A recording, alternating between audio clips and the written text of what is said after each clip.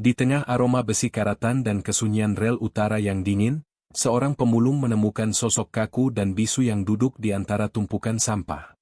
Dia bukan tunawisma biasa, dia adalah kakek Bambang Adiwangsa, seorang konglomerat yang baru saja menghilang. Dalam hitungan hari, kebaikan tulus Ahmad, sang pemulung, justru menjadi ancaman mematikan bagi sepasang suami istri berjas mahal di sebuah rumah megah. Anak dan menantu yang diam-diam telah menandatangani surat pembuangan kakek. Mengapa sang kakek memilih menggenggam tangan pemulung itu erat-erat, alih-alih merangkul anak kandungnya? Apa rahasia kejahatan yang tersembunyi di balik kemewahan, dan apakah mantan mahasiswa hukum yang bersembunyi ini akan mempertaruhkan nyawanya untuk mencari bukti rekaman yang akan menjebloskan pengkhianat berdarah dingin? Ahmad, pemuda berusia 27 tahun, menyusuri rel kereta api utara setiap pagi. Bagi orang lain, rel itu adalah jalur besi yang memekakan telinga. Baginya, rel itu adalah perbatasan antara kehidupan yang ia tinggalkan dan anonimitas yang ia peluk. 2 tahun lalu, ia adalah mahasiswa hukum yang menjanjikan, sebelum dikhianati dan dituduh dalam skandal penggelapan dana organisasi kampus yang membuatnya terpaksa melarikan diri. Ia memilih menjadi pemulung, hidup sepi di gubuk reot dekat rel, menjalankan hukuman pengasingan yang ia jatuhkan sendiri. Sejak itu, tujuan utamanya bukan lagi mengumpulkan botol, melainkan membuktikan pada dirinya sendiri bahwa di tengah lumpur kehidupan ini, masih ada kebaikan yang tulus, meski ia sendiri sudah kehilangan hak untuk merasakannya. Pagi itu, di dekat tumpukan sampah yang tingginya setara pinggang orang dewasa, di antara aroma asam besi karatan dan tanah lembab, langkah Ahmad terhenti. Sosok tua itu duduk diam, membungkuk, dengan pakaian kusut. Kakek itu bukan warga sekitar. Matanya, meski terbuka, menatap kosong, seperti jiwa yang telah dipisahkan paksa dari tubuh. Ahmad, didorong oleh dorongan yang terasa seperti sisa-sisa rasa bersalah masa lalu yang ingin ia tebus, mendekat. Setelah memberi minum, Ahmad kembali ke gubuknya dengan 2 bungkus nasi yang anehnya ia beli. Firasat yang tajam ini adalah warisan dari naluri pengacara yang dulu selalu menuntut bukti dan kebenaran. Kakek itu masih di sana. Saat Ahmad menawarinya makan, kakek itu menerimanya dengan lahap, dan pada saat ia mencoba bangkit, Ahmad menyadari rahasia pertama, kakek itu tidak bisa berjalan. Pergelangan kakinya bengkak, memar, seperti luka lama yang dipaksakan. Tanpa pikir panjang, Ahmad mengangkat tubuh kurus kakek ke punggungnya. Perjalanan 200 meter ke gubuknya terasa seperti menempuh ribuan mil. Di dalam gubuk, Ahmad merawat kakek itu dengan ketulusan yang tidak rasional. Ia menggunakan sisa air hangat terakhir untuk membasuh luka kakek. Ia memakaikan kakek baju bekas mendiang kakeknya, sepasang kemeja lengan panjang abu-abu, seperti ritual untuk mengisi kekosongan keluarganya yang hilang. Malam itu, di tengah kegelapan yang hanya diterangi lampu bohlam satu-satunya, Ahmad tidur beralaskan tikar, sementara kakek duduk di kursi reot. Tidak ada percakapan, hanya pengakuan diam bahwa di antara bau sampah dan deru kereta, ada ikatan kemanusiaan yang lebih murni daripada yang pernah ia temukan di dunia orang kaya dan terpelajar. 7 hari berlalu. 7 hari rutinitas yang damai dan sunyi, hanya diisi suara sendok yang beradu. Di pagi hari ke-7, saat Ahmad sedang menyuapi kakek nasi padang di halaman yang disinari matahari cerah, ketenangan itu pecah. Deru mesin mobil mewah yang besar membelah udara. 3 mobil hitam mengilap berhenti tepat di depan gubuk reotnya. Pintu mobil terbuka, dan dari mobil kedua, seorang wanita anggun turun. Karina Adiwangsa, anak sulung kakek, menatap lurus ke arah kakek dengan mata yang basah oleh emosi yang tertahan. Ahmad, si pemulung yang bersembunyi, kini berdiri di tengah debu, berhadapan langsung dengan dunia kemewahan dan intrik yang dulu ia hindari. "Terima kasih sudah menemukan dan merawat kakek saya," kata wanita itu, nadanya bergetar. Kalimat itu bukan hanya mengungkap identitas kakek, tetapi juga menyalakan ketegangan. Ketika kakek, yang selama ini diam, tiba-tiba menggenggam tangan Ahmad erat-erat seolah meminta perlindungan, Ahmad tahu bahwa ia tidak hanya menemukan orang hilang, tetapi juga terseret ke dalam rahasia keluarga yang jauh lebih gelap daripada bayangan kereta malam. Karina Adiwangsa, dengan mata basah, kembali ke gubuk Ahmad keesokan harinya, kali ini bersama ibunya, Rini Adiwangsa, anak kedua kakek. Namun, Ketika Rini berlutut memeluk kakek, kakek hanya kaku dan memalingkan wajah, sebuah penolakan yang tak terucapkan namun terasa mengguncang. Kakek malah menggenggam tangan Ahmad seolah-olah gubuk reot itu adalah surga, dan rumah megah itu adalah neraka yang ia hindari. Situasi itu memaksa Rini untuk menawarkan Ahmad ikut ke rumah mereka. Bagi Ahmad, ini adalah ironi pahit. Ia lari dari kemewahan dan kekuasaan 2 tahun lalu, kini ia harus kembali ke dalamnya.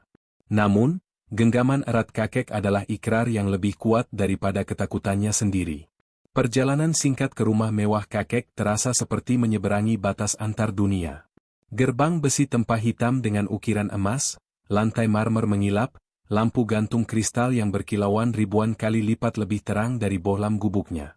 Bau parfum mahal dan bunga segar menggantikan bau besi dan tanah. Rumah itu adalah sangkar emas.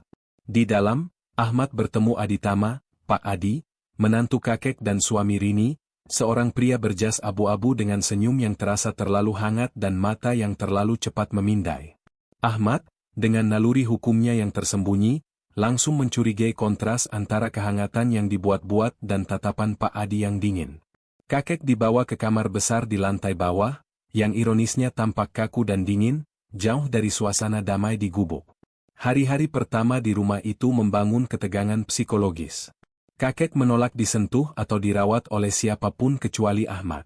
Setiap kali Pak Adi atau Rini masuk kamar, kakek akan gemetar dan memalingkan wajah. Ahmad mulai melihat anomali. Pertemuan rahasia Pak Adi dan Rini di taman, di mana Pak Adi menyelipkan sesuatu ke kantong Rini.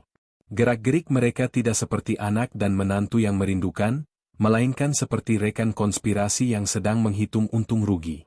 Malamnya, Ahmad mengonfrontasi kakek dengan pertanyaan lirih, "Kek, ada yang membuat kakek takut di sini?" Kakek hanya memejamkan mata, namun genggaman tangannya menguat di tangan Ahmad. Keesokan malamnya, misteri itu semakin dalam. Ahmad mendengar bisikan pelan dari balik pintu kamarnya. Suara Pak Adi dan Rini, "Jangan terlalu sering ke kamar. Dia bisa curiga, yang penting jangan biarkan dia bicara pada siapapun, apalagi anak sulungnya." Ahmad menyadari, kakek bukan hanya sakit atau hilang ingatan. Kakek adalah ancaman bagi mereka. Tujuan Pak Adi dan Rini adalah menjaga kakek tetap diam dan terisolasi. Mereka tidak menginginkan kakek kembali, mereka hanya menginginkan harta warisan dan perusahaan yang selama ini dikendalikan kakek. Saat Ahmad berdiri di tengah lorong gelap, memikirkan bagaimana cara mengungkap motif kejahatan yang tersembunyi di balik kemewahan ini, Mira, seorang pelayan muda yang bermata waspada, mendekat, wajahnya gugup. "Mas Ahmad, hati-hati. Tidak semua orang di rumah ini menginginkan kakek kembali." Bisikan Mira bukan hanya peringatan, melainkan pernyataan perang. Ahmad, mantan mahasiswa hukum yang dulunya bersembunyi dari kebenaran, kini menjadi mata-mata dadakan, bersekutu dengan seorang pelayan yang muak, di tengah sangkar emas yang menyimpan rahasia mematikan. Dengan berbekal peringatan dari Mira, naluri investigatif Ahmad yang terpendam selama 2 tahun kembali muncul. Ia tidak bisa lagi hanya menjadi pemulung yang berhati tulus, ia harus menjadi pengacara sekali lagi, namun kali ini tanpa gelar, hanya berbekal keberanian moral.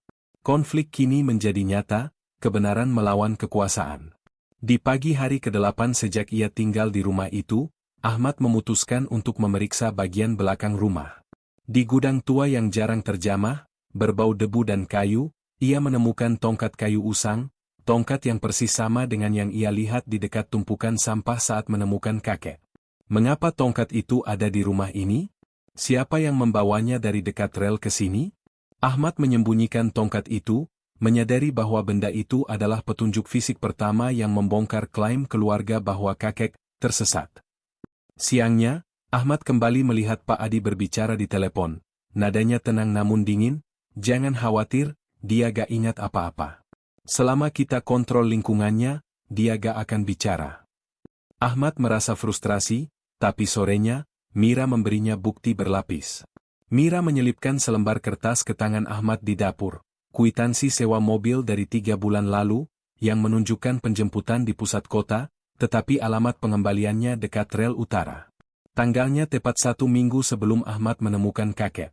Ini bukan lagi dugaan, ini adalah bukti yang menantang logika. Pak Adi dan Rini sengaja membawa kakek ke tempat sepi itu dan meninggalkannya. Malam harinya, di ruang makan besar yang berkilau di bawah lampu kristal, Ahmad duduk di ujung meja. Ketegangan terasa memotong udara. Anak sulung kakek, Karina, mencoba bertanya tentang kondisi ayahnya, tapi Rini dan Pak Adi terus-menerus memotong pembicaraan. Mereka mengendalikan narasi di meja itu, tidak mengizinkan kakek fokus. Di tengah makan malam yang sunyi, kakek tiba-tiba menjatuhkan sendok. Ia menatap lurus ke arah Pak Adi, dan suara serak yang selama ini ditahan keluar, "Kamu," seluruh meja terdiam. Ini adalah puncak dari penolakan diam kakek, sebuah pengakuan yang nyaris sempurna. Namun, kakek kembali terdiam, pandangannya mengabur, seolah tembok ketakutan dan amnesia yang ditanamkan kembali menghalanginya. Pak Adi tersenyum tipis, penuh kemenangan, dan mengakhiri makan malam. Malam itu, setelah ia menunjukkan tongkat kayu itu pada kakek, Ahmad kembali ke kamarnya, menyembunyikan kwitansi sewa mobil di bawah kasur. Ia harus menyalin bukti ini. Namun, saat ia kembali dari kamar mandi, ia menyadari sesuatu yang penting telah hilang. Pagi harinya, Ahmad menemukan kwitansi itu hilang. Seseorang telah masuk. Seseorang telah memeriksa. Rasa marah bercampur frustrasi menguasai Ahmad. Semua bukti fisik yang ia dapatkan kini hilang, dibuang ke tempat sampah kota atas instruksi Rini. Ia tahu pertaruhan telah meningkat. Pak Adi tahu bahwa Ahmad adalah orang luar yang terlalu ingin tahu, dan sekarang ia adalah ancaman yang harus disingkirkan. Di teras, Pak Adi memandang Ahmad sambil menyeruput kopi. "Kamu kelihatan banyak keluar akhir-akhir ini. Hati-hati, Ahmad. Kadang terlalu banyak jalan malah tersesat." Nada suaranya halus, tapi ancamannya tersembunyi dan dingin, mengingatkan Ahmad pada dirinya sendiri 2 tahun lalu. Kehilangan kwitansi sewa mobil adalah pukulan telak, namun justru menguatkan tekad Ahmad. Ia tahu, di dunia orang kaya, kebohongan selalu meninggalkan jejak digital atau rekaman.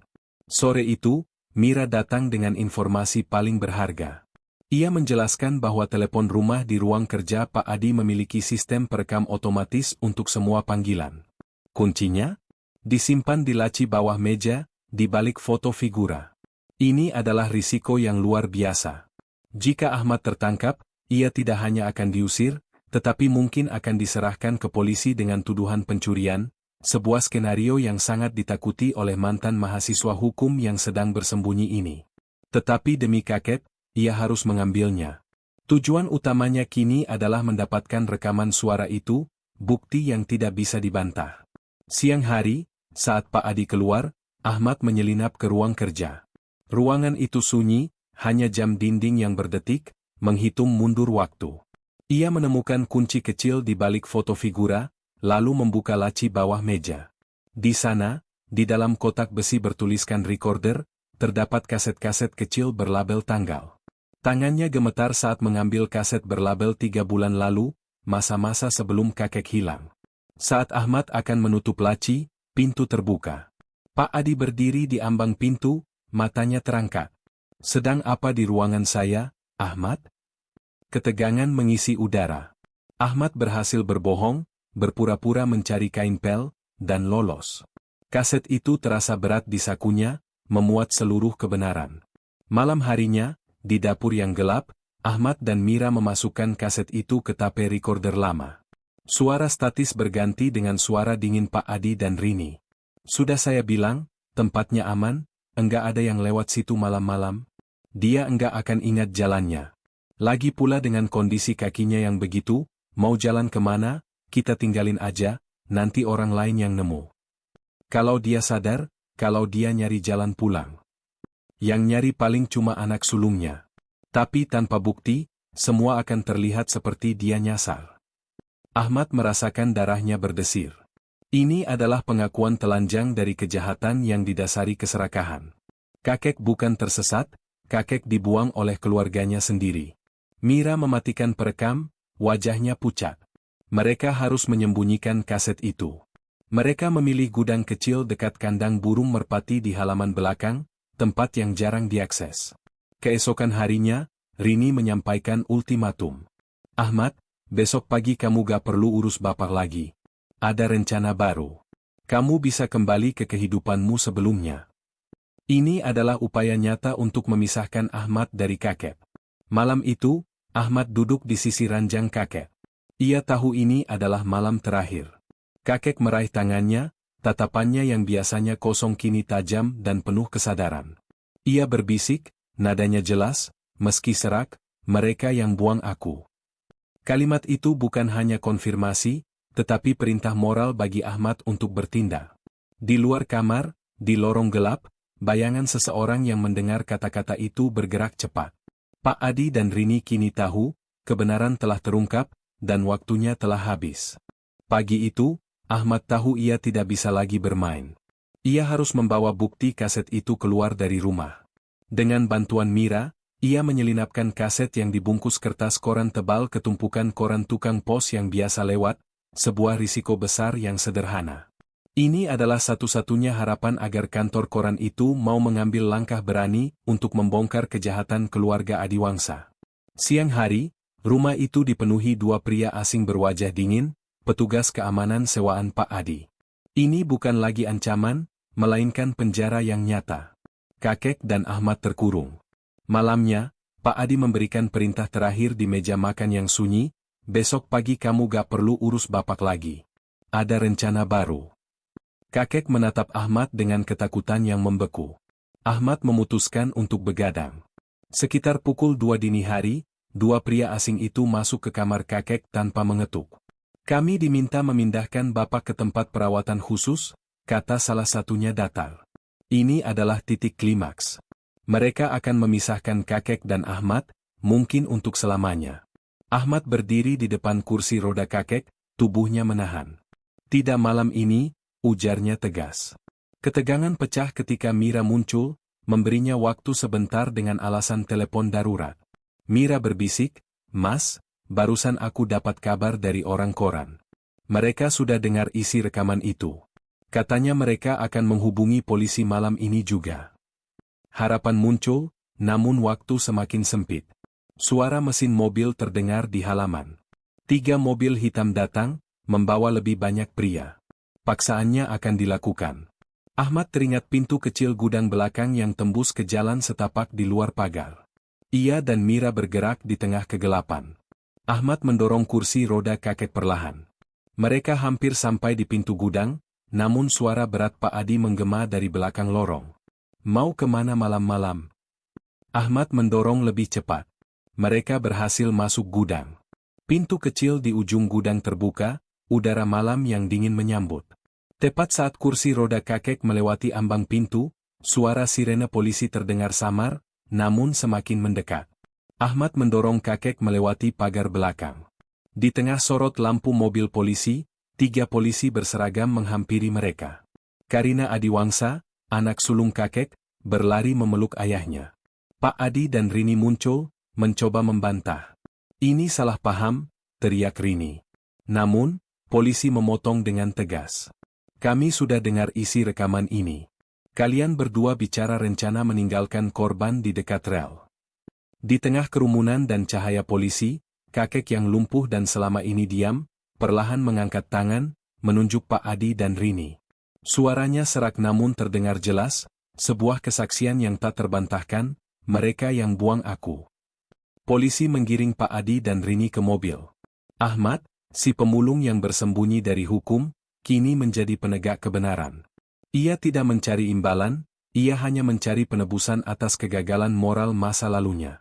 Kebaikan tulusnya kepada kakek telah membawa kebenaran yang kontroversi ini ke permukaan, bahwa pengkhianatan terburuk datang dari darah sendiri, dan bahwa kemanusiaan sejati seringkali ditemukan di tempat yang paling kotor dan terpinggirkan. Ahmad kini menemukan keluarga yang tulus, dan ia tahu, petualangannya baru dimulai. Kisah dramatis di balik tembok sangkar emas akhirnya menemukan resolusi. Berkat keberanian dan integritas Ahmad yang bekerja sama dengan Mira dan Karina, kebenaran tentang konspirasi Pak Adi dan Bu Rini berhasil terungkap melalui bukti rekaman yang tak terbantahkan. Sementara para pengkhianat harus mempertanggungjawabkan dosa keserakahan mereka, kakek Bambang Adiwangsa akhirnya menemukan kedamaian dan perlindungan sejati di sisi putri sulungnya, dan Ahmad, mantan pemulung, bukan hanya mendapatkan penebusan atas masa lalunya, tetapi juga menemukan keluarga yang tulus. Inilah hikmah yang paling utama. Kebaikan yang tulus tidak akan pernah tersesat, meskipun ia harus berjuang melawan kejahatan yang paling terencana. Kisah ini, meski fiktif dan dibuat serealistis mungkin, mengajarkan kita bahwa kekayaan tidak menjamin kemanusiaan, dan kemuliaan hati bisa lahir di mana saja. Terima kasih banyak telah menonton cerita ini hingga akhir.